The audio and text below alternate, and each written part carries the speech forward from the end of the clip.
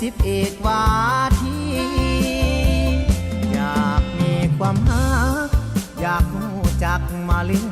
แควนอยากขอเป็นแฟนอย่างควงแขนกับน้องคนดีผู้บ่าวนายสิบไม้ปองจีบหักน้องดีได้โปรดเห็นใจอ้ายนี้ผู้โสพีสาวบ้านหัวหน้าอยากมาเป็นเคยสิทธิ์เสยห่วมเฮียงเคียงบอนเห็นใจอ้ายก่อนงามงอนจงได้เมตตาหากเจ้าเข้าแล้ว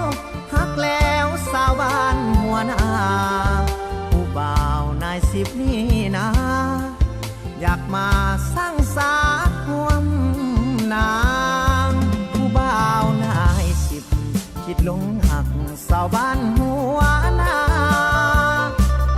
หากแม่นว่าได้หักควันตาจะบ่เหินห่า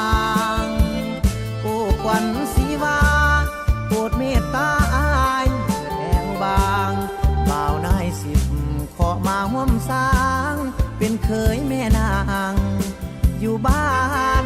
หัวหน้า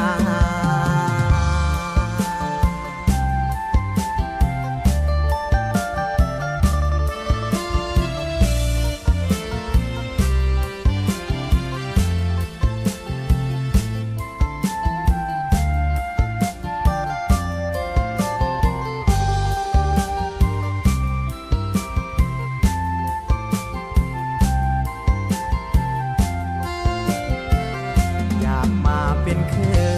ยสิทธิ์เสยห่วมเฮียงเคียงบอนเห็นใจอ้ายก่อนงามงอนจงได้เมตตาหากเจ้าเข้าแล้วหักแล้วสาวบ้านหัวหน้า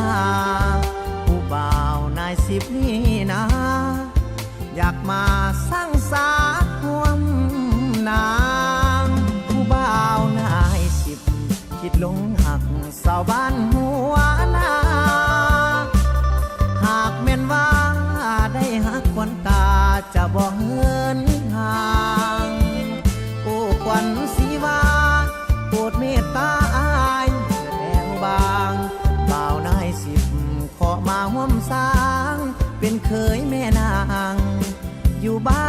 น